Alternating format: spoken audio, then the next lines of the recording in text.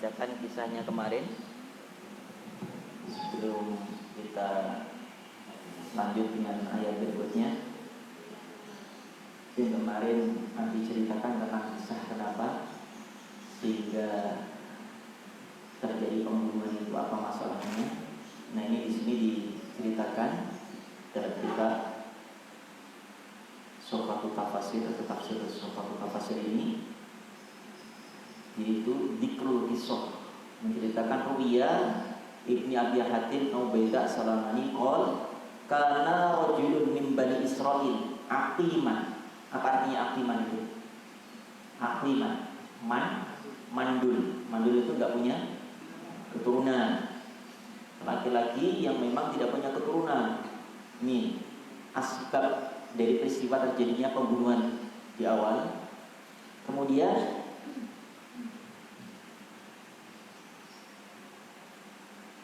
wa kana lahu malun katsir. Sudah dia punya harta yang banyak. Wa kana ibnu akhihi warisata. Jadi faqatalahu thumma ihtamalahu lailan fawada'ahu ala babi rajulin minhum. Nah, kemudian ibnu akhi itu siapa maksudnya? Keponakan, anak laki-laki dari saudara. Nah, ini caranya gitu ya, Dek. Pakai ini manjur mustajab. Kucing paling takut pakai air. Yang kalau tidur semprot pakai air takut sama kucing. Jadi kalau bangunin sahur pakai ini aja. Ya, kalau usah pakai tangan, nggak usah pakai kaki, cukup pakai ini. Paling mustajab kalau bangunin wildan virus sahur semprot. Nah, sering 2 kali aja. Sunnahnya 3 kali. Kalau ternyata 3 kali belum, nah ember, 1 ember itu wajibnya. Kalau sunnahnya 3 kali, wajibnya pakai ember. Kalau anak-anak putri gimana banguninnya? Nurun banguninnya pakai apa? Gayung atau pakai keran, ya, selang panjang. Ya, susah banget kalau bangun. Kucing juga begitu, takut sama air. Kemudian apa? Fawal doa ada bagi rojul. Kemudian keponakannya pinter bagaimana supaya tidak diketahui bahwa dirinya yang melakukan pembunuhan itu. Malam itu juga ditaruh di depan pintu rumah orang lain. Akhirnya di antara mereka saling menuduh, gitu kan? Siapa ini yang melakukan ini? Si A menuduh si B, si B menuduh si C. Apalagi yang punya rumah yang memang di depan ada mayit rajul tadi. Wah, berarti ente enggak, mana mungkin kalau melakukan pembunuhan itu kemudian aku taruh di depan rumahku, mungkin enggak kira-kira. Nah, ternyata itu bisa diterima juga. Oh iya, enggak mungkin ya, masa melakukan pembunuhan kemudian ditaruh di depan rumahnya, berarti orang lain. Nah, sehingga apa? Yang ceritanya fa'atau Musa alaihissalam fadzakaru dzalika lahu qala innallaha ya'murukum an tadbahu baqarah. Nah, akhirnya fa'atau Musa, mereka semua Bani Israil mendatangi kepada Nabi Musa, minta nasihat di mana Nabi Musa, solusinya dari mana supaya terungkap siapa sesungguhnya pembunuh laki-laki ini. Nah, dan terus diceritakan ternyata apa? Yang membunuh adalah siapa tadi? Keponakannya sendiri, ingin menguasai harta pamannya. Naudzubillah, ya. Ini kadang masalah harta bisa segala cara dilakukan. Ya, ada kemarin ya, baru 3 hari atau 4 hari yang lalu, ada di daerah lampu merah mana itu, ke kiri itu Parung, ke kanan Seputar. Itu apa ya? Bojong ya, Bojong Sari. Itu siang-siang kemarin. Itu apa namanya?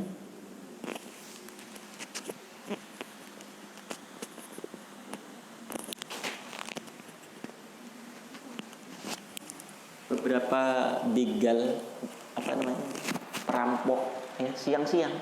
Ini hati-hati. Kalau anak-anak mau ke ATM minta awal jabal. Ini kasusnya ternyata apa? Ibu-ibu tahu kan yang kemarin ke sini, yang PKL, ibu-ibu yang 3 bulan yang lalu ya, dari pesantren Ulumul Quran, Bu siapa namanya? Bu Zahrah ya, yang PKL di pesantren sini, Ulumul Quran itu. Nah, begitu pulang dari bank, ngambil uang 80 juta, kemudian taruh di mobil, turun sebentar, kemudian sopirnya masih standby di mobil, mungkin beli sesuatu, kaca cuma dikit pecah, hanya beberapa hitungan menit, diambil uang itu 80 juta.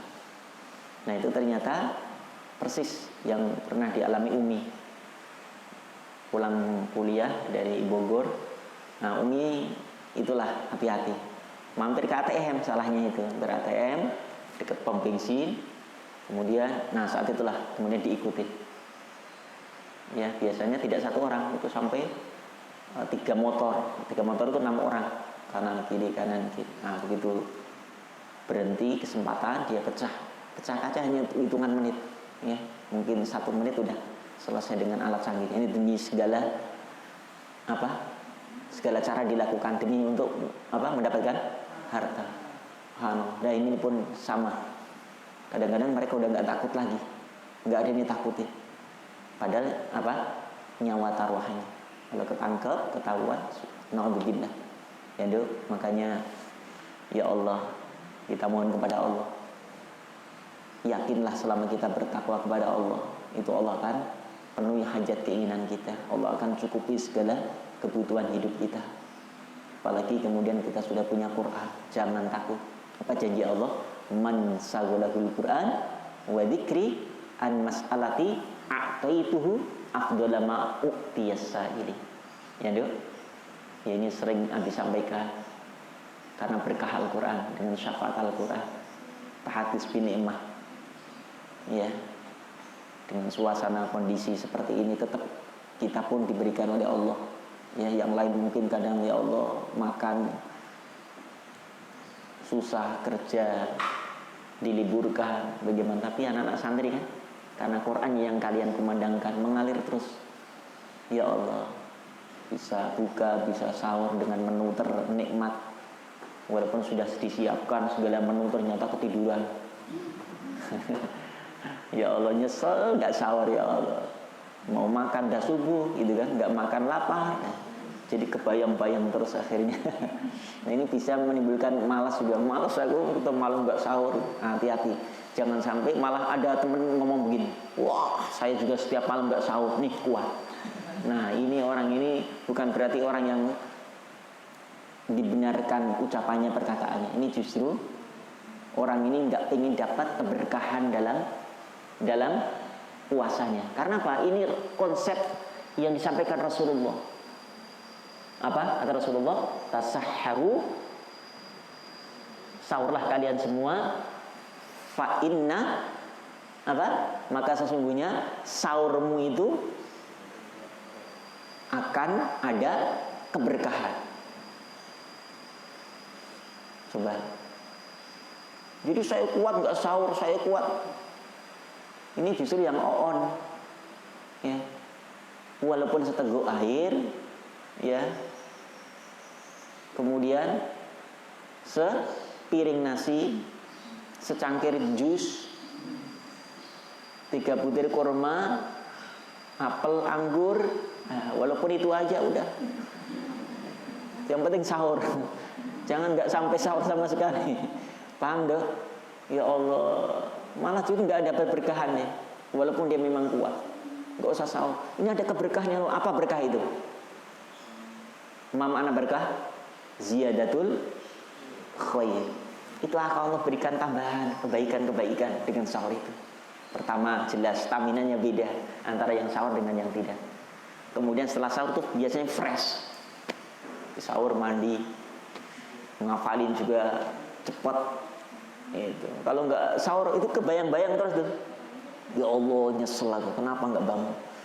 Begitu makan sudah disajikan, telur sudah diceplok, ketiduran ya. Gitu. Ya Allah, ya pokoknya usahakan upayakan dok ya sunnahnya. Ini ngikutin sunnahnya aja. Walaupun nggak membuat kita, andai kata kita sudah kenyang gitu kan, tetap sunnahnya kita seteguk air, seteguk susu, seteguk jus ya. Insya Allah masuk ini ya Allah. Saya ingin mendapatkan keberkahan dari sahur ini. Nah, sehingga membawa kenikmatan dalam menjalani puasa pagi ini. Itu yang dia ya. Baik, ayo Com yang putar dibaca.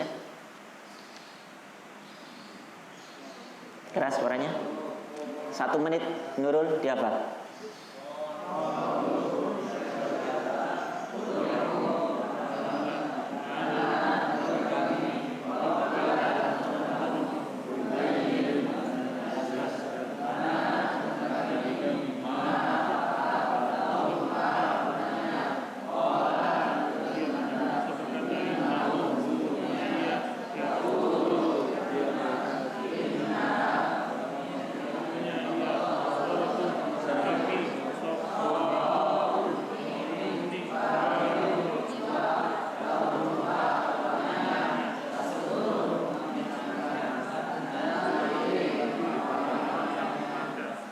Baik, dibaca. Kemarin siapa yang belum baca yang besar? Coba yang gede-gede depan. Fahrul, Fajar. Nanti beliin kitab semua yang gede-gede. Yang besar-besar sampingnya Ustadz Haikal. Latihan salah nggak apa-apa kalau salah di sini, daripada nanti salah di kampung, di rumah, malu lah. Zainuddin MZ. Zainuddin mana Zainuddin? Latihan Din. Ya di depan, jangan malu lah. Fahrul Air, Jabal, Zainur Ari Wibowo. Nah, dibiasain ya. Ari sana samping gede-gede yang merasa besar. Jabal nanti potong rambut ya, Bal. Potongnya kayak virus gitu. Mana virus mana? Hah? Mana virus? Tidur. Allah dari sebuah mimpi ini. Virus. Sekarang sayang tidurnya bisa menghadap ke sana. Ayat berapa tadi? Ayat Fajar dibaca. 69.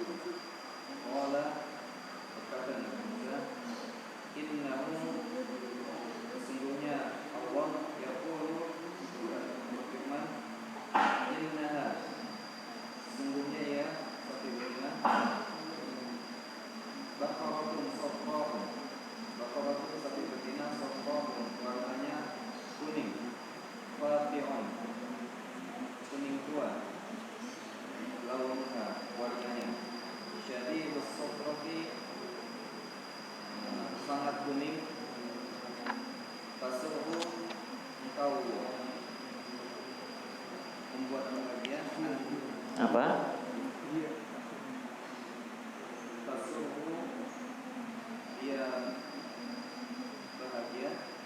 Kenapa ada bahagia?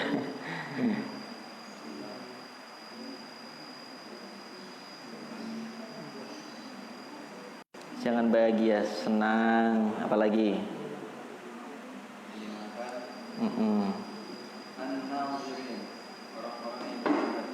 Orang-orang yang melihat apa maksudnya? Sapi. Ya, ayo 1 menit, Jom. 1 menit.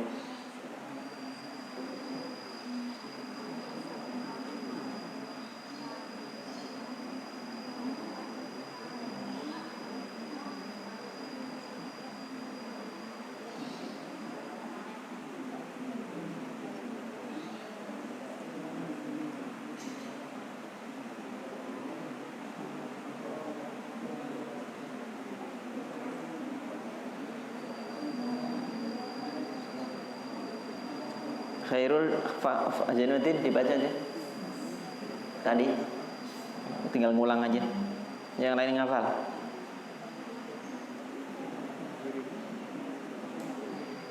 Qalu Malaidin.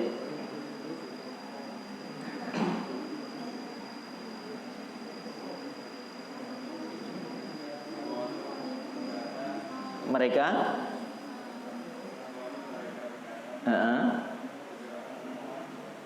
apa? Apa artinya?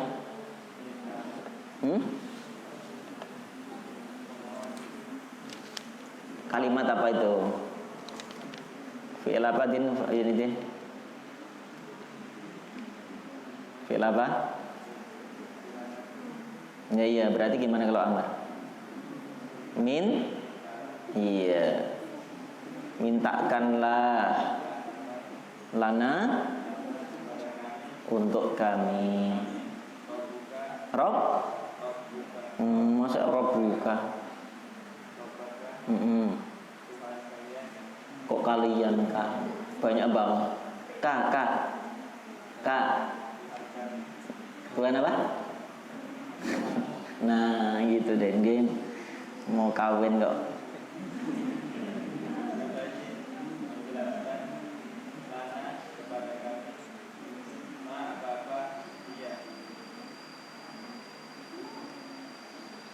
Terus?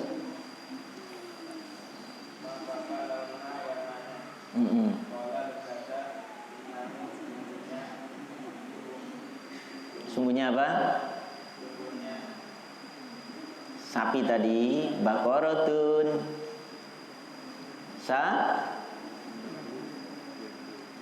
Apa bakorotun? Ya. Apa? Masuk warnanya. Kalau launun warna, sofro warnanya.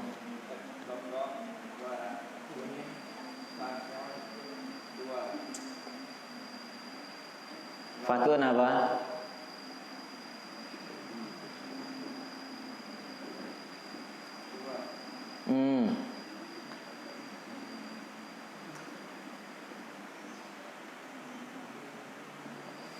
Fakun apa? Syadidus sofro.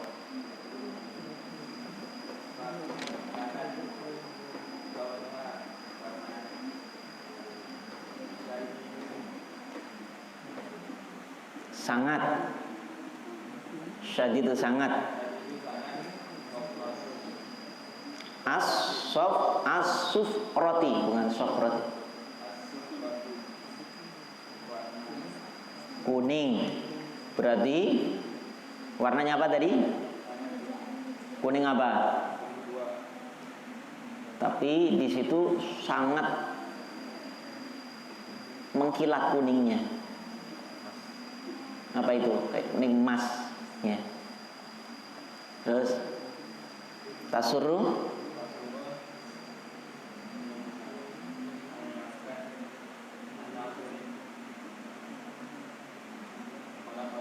yang menyenangkan an-nadirin kepada yang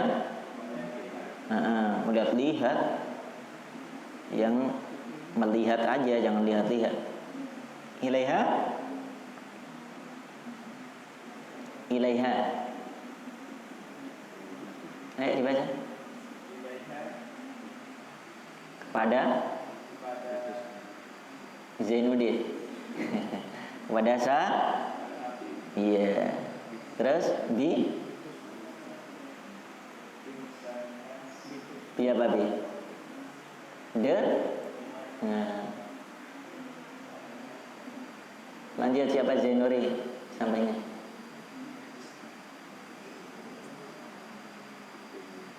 Dengan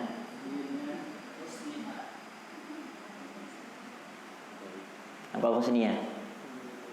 Kalau sapinya perempuan cantik, kalau laki-laki ganteng. Ayo terjemahkan apa? Dengan baik. Apa?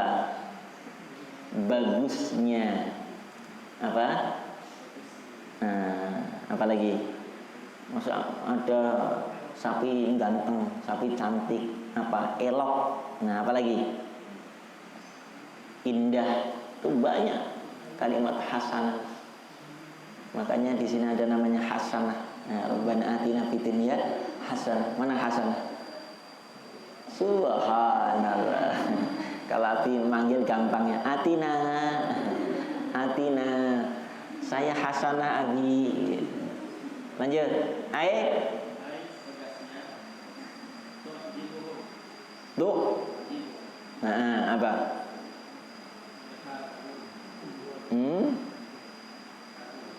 Apa kagum itu?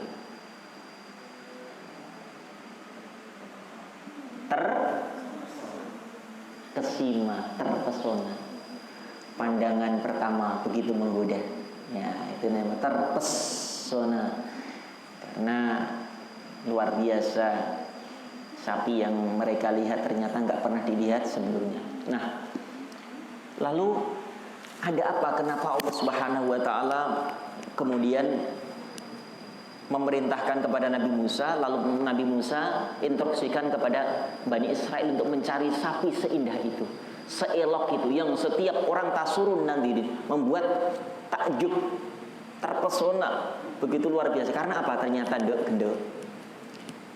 Ini ada dua tamsil yang Allah sampaikan.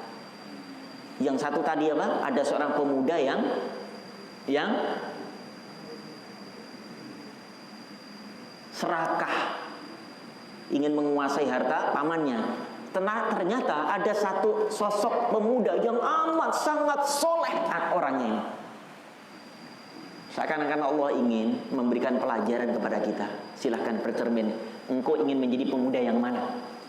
Kalau ini pemuda yang serakah, yang gila harta, akan melakukan pembunuhan, dan seperti ini akibatnya. Lalu yang kedua, ada seorang pemuda yang sangat soleh sekali. Saat umur sebelum balik, bapaknya meninggal dunia. Berarti yatim. Pesan bapaknya ini kisah kenapa sampai Allah kemudian ciptakan yang begitu indah. Karena apa? Sapi siapa yang ciptakan? Enggak mungkin bisa seelok itu, seindah itu tanpa keinginan Allah, kehendak Allah. Ternyata apa? Ada sosok orang tua yang amat juga soleh. Dia pesan sebelum wafatnya kepada sang istri, hai istriku sayang, kalau bapak nanti meninggal, tolong ada sapi yang bapak taruh di tengah hutan. Nanti kalau anak kita sudah dewasa, untuk kebutuhan studinya atau nikahnya, silahkan ambil sapi kita di tengah hutan. Ternyata nggak lama bapaknya meninggal dunia. Setelah kemudian pemuda ini menginjak dewasa, ibunya teringat pesan amanah dari sang suami. Nah, engkau sudah dewasa dan engkau sudah layak pantas untuk berkeluarga. Tapi dananya dari mana, Bu? Bapak pernah berpesan, kalau butuh dana untuk kebutuhan pernikahan atau kebutuhan yang lainnya, kita disuruh pergi ke hutan. Di sana Bapak telah menyiapkan seekor sapi. Dan insya Allah harganya, atau kalau dijual, kata Bapak, insya Allah harganya sama dengan jumlah bulu sapi itu. Subhanallah. Coba bayangin. Padahal sapi itu masih kecil ketika saat ditaruh di hutan. Tapi karena pendekatannya orang tua ini, kesolehannya orang tua ini, memohon dan meminta terus kepada Allah Subhanahu wa taala, suatu saat sapi yang dipelihara yang dari kecil itu kemudian diliarkan tengah hutan. Allah yang menjaga, Allah yang memelihara. Titipkan semuanya kepada Allah. Akhirnya apa? Benar. Begitu rame orang-orang membicarakan ada sapi yang luar biasa. Tapi ketika setiap dilihat orang selalu lari sapi itu. Namun ketika ibu dan pemuda itu ke tengah hutan, sapi itu mendekatinya. Seakan-akan tahu sapi ini bahwa ibu dan pemuda itu adalah yang memilikinya. Karena apa yang menggerakkan itu Allah. Akhirnya apa benar? Nyari ke sana kemari, yang satu tadi Bani Israil itu nyari ke sana nggak ketemu sapi. Akhirnya ada masyarakat yang menginformasikan, ada nggak sapi yang seperti ini sifatnya, yang warnanya begini? Oh, ada di sana, kampung sana. Punya siapa? Anak muda yang soleh sekali. Akhirnya apa? Datanglah Bani Israil itu. Nah, kamu minta berapa? Minta sekian. Kata sang ibu, mintanya, nak, nanti minta kira-kira, ya jangan mahal, minta 500 saja lah. Katakan misalnya 500 dirham. Kalau uang kita, anggap kita sapi pasarannya berapa di sini? Yang paling mahal berapa Ustaz? Sapi paling mahal 100 juta ada ya? Ada kan yang bobotnya 2 ton itu 100 juta. Misalnya ibunya mengatakan, ya udah jangan mahal, 100 juta saja. Ternyata apa? Di situ orang Bani Israil itu nyari ke sana kemari sapi, di berapapun akan dibayar. Ditawar begini, ya udah anak muda, sapi ini saya tawar 150 juta. Akhirnya Pak, mohon maaf Pak, saya akan musyawarah dulu dengan ibu, karena pesan ibu itu minta hanya 100 juta saja. Bilang ke ibunya, Bu, sapinya ditawar 150, saya enggak perbolehkan, karena pesan ibu 100 juta saja. Kalau kita kira-kira gimana? Untung banget ya gitu kan. Kasih aja ibu 100 gitu kan, 50 masuk kantong. Anak yang soleh seperti itu. Ya sudah nak, besok saja sampaikan kepada pembeli itu. Ya enggak apa-apa deh, 150 juta. Ternyata datang lagi. Gimana anak muda? Boleh enggak 150 juta? Kami bersepakat katanya. Kami akan membayar dengan 200 juta rupiah. Maaf Pak, ibu saya minta 150 juta. Saya enggak akan memberikan tanpa kesepakatan dari harga yang ditetapkan ibu. Pulang lagi itu anak muda. Karena waktu itu belum ada HP, jadi harus pergi pulang. Kalau udah ada HP kan enak ya. Ibu, tawar nih 150 juta, selesai. Pada endingnya, akhirnya apa? Sang Bani Israil, ya sudah begitu deh. Pokoknya saya akan beli ya dengan harga sebanyak bulu yang ada di sapi itu, berapapun itu. Karena apa? Sudah nggak bisa menemukan, demi untuk menyingkap satu kasus yang diinginkan, siapa gerangan pelaku pembunuhan itu, berapapun akan dikeluarkan. Nah, di sisi lain, pemuda yang serakah, yang telah membunuh pamannya sendiri, akan mendapatkan hukuman seperti itu. Pemuda yang soleh luar biasa akan dijamin oleh Allah dengan kesolehannya, didatangkan rezeki yang disangka-sangka. Nah, ini ada gambaran dan pelajaran buat kita semua deh. Rezeki nggak kemana-mana. Allah sudah putuskan, Allah sudah siapkan. Selama kita tunduk patuh kepada aturan Allah, akan diberikan semuanya. Yang dia sudah ada di bayangnya, di benaknya, di pikirannya. Wah, kalau paman mati, harta semua ada, menjadi milikku. Ternyata apa? Tinggal penyesalan. Sementara anak muda yang gak pernah terbayang punya harta sebanyak itu, ternyata Allah hadirkan pada saat pemuda itu membutuhkan. Ya, mudah-mudahan sedikit satu ayat ini manfaat untuk kita semuanya, dan insya Allah setiap ayat surah menjadi nasihat dan menjadi pelajaran yang amat sangat berharga, sehingga kita bisa memilih mana jalan terbaik atau mana yang jalan harus kita tinggalkan. Karena Allah memberikan semua itu kepada kita.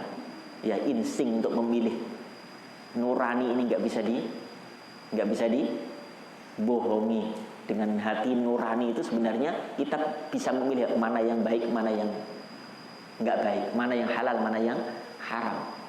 Seorang yang melakukan keburukan itu pasti akan bertolak dengan hati nuraninya. Karena apa? Ada nur ilahiyah di sini. Sebenarnya pemuda ini juga bertolak belakang ingin membunuh, tapi karena apa? Dia kalah dengan nafsunya. Padahal bertentangan sebenarnya. Ya, insya Allah akan lanjutkan lagi gimana kisah selanjutnya, bagaimana cara penyingkapan setelah menyembelih sapi itu, gimana caranya.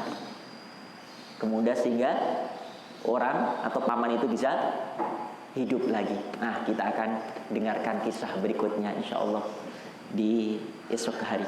Mudah-mudahan manfaat. Subhanaka bihamdika asyhadu an la ilaha illa anta astaghfiruka wa atubu ilaik. Assalamualaikum warahmatullahi wabarakatuh.